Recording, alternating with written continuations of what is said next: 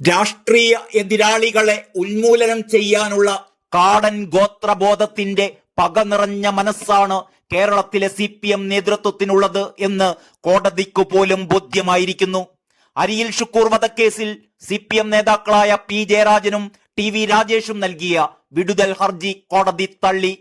കൊച്ചിയിലെ പ്രത്യേക CBI കോടതിയാണ് ഇരുവരുടെയും ഹർജി തള്ളിയത്. ഗൂഢാലോചന കുറ്റമാണ് ഇരുവർക്കുമെതിരെ CBI ചുമത്തിയിട്ടുള്ളത്. കൊലപാതകത്തിനായി ഗൂഢാലോചന നടന്നത് തെളിയിക്കുന്നതിനുള്ള സാക്ഷിമൊഴികളുണ്ടെന്നും ജയരാജന്റെയും TV രാജേഷിന്റെയും പങ്ക് തെളിയിക്കുന്ന ഫോൺ രേഖകളും സാക്ഷിമൊഴികളും സാഹചര്യ തെളിവുകളുമുണ്ടെന്നും ഷുക്കൂറിന്റെ മാതാവിന്റെ അഭിഭാഷകൻ കോടതിയെ അറിയിച്ചിരുന്നു.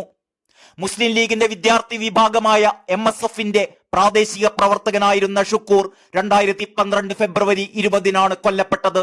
CPM നേതാക്കളായ P ജയരാജനും TV രാജേഷും അടക്കമുള്ളവർ സഞ്ചരിച്ച വാഹനം തളിപ്പറമ്പിന് സമീപത്തുള്ള പട്ടുവത്ത് വെച്ച് യൂത്ത് ലീഗ് പ്രവർത്തകർ തടഞ്ഞ് മണിക്കൂറുകൾക്കകമായിരുന്നു ഷുക്കൂർ കൊല്ലപ്പെട്ടത്. ചെറുകുന്ന് കീഴറയിൽ വെച്ചായിരുന്നു ഷുക്കൂറിന്റെ അരുങ്കൊല. കണ്ണപുരം കീഴറയിലെ വള്ളുവൻ കടവിനടുത്ത് 2.5 മണിക്കൂറോളം ബന്ദിയാക്കി വെച്ച ശേഷമായിരുന്നു കൊലപാതകമെന്ന് അന്വേഷണ സംഘം കണ്ടെത്തിയിരുന്നു. വാഹനം യൂത്ത് ലീഗ് പ്രവർത്തകർ തടഞ്ഞതിന് പിന്നാലെ P ജയരാജനും TV രാജേഷും ആശുപത്രിയിൽ പ്രവേശിപ്പിക്കപ്പെട്ടിരുന്നു. അവിടെ വെച്ചാണ് ആക്രമണത്തിന് ആസൂത്രണം നടന്നത് എന്നാണ് കുറ്റപത്രം.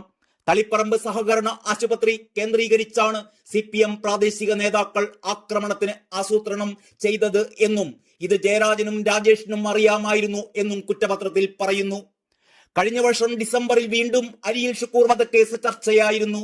അരിയിൽ ഷുക്കൂർ വധക്കേസിൽ P ജയരാജനെതിരെ ദുർബല വകുപ്പുകൾ ചുമത്താൻ അന്വേഷണ ഉദ്യോഗസ്ഥനോട് PK കുഞ്ഞാലിക്കുട്ടി ആവശ്യപ്പെട്ടു എന്ന ആരോപണവുമായി അഭിഭാഷകൻ TP ഹരീന്ദ്രൻ രംഗത്തെത്തിയിരുന്നു.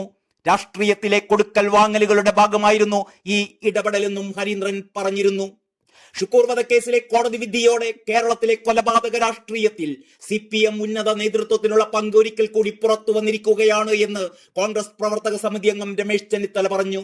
ഷുക്കൂർ എന്ന ചെറുപ്പക്കാരനെ അതിനിഷ്ഠൂരമായി കൊലപ്പെടുത്തിയ കേസിൽ ഗൂഢാലോചന കുറ്റത്തിൽ നിന്ന് P ജയരാജനെയും TV രാജേഷിനെയും ഒഴിവാക്കാനാവില്ലെന്ന കോടതി വിധി അങ്ങേയറ്റം സ്വാഗതാർഹമാണ്.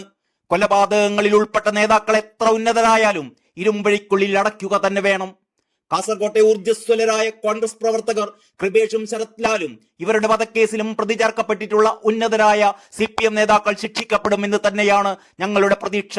നേതാക്കൾ കൊലപാതകം ആസൂത്രണം ചെയ്യുകയും അണികളെ പ്രതികളായി വിട്ടുകൊടുത്ത് സ്വന്തം തടിയുരുകയും ചെയ്യുന്ന പ്രവണത ശക്തമായ കോടതി ഇടപെടലോടെ അവസാനിച്ചാൽ CPM നേതൃത്വം നൽകുന്ന ഈ കൊലപാതക രാഷ്ട്രീയത്തിൽ നിന്ന് കേരളം ഏറെക്കുറെ മുക്തി നേടുമെന്നും രമേശ് ചെന്നിത്തല പറഞ്ഞു. അതേസമയം അരിയിൽ ഷുക്കൂർ വധക്കേസിൽ നിയമപോരാട്ടം തുടരുമെന്ന് CPM നേതാവ് P ജയരാജൻ പറഞ്ഞു. നിയമവിദഗ്ധരുമായി ചേർന്ന് തുടർ നടപടികൾ സ്വീകരിക്കുമെന്നും P ജയരാജൻ ഫേസ്ബുക്കിൽ കുറിച്ചു.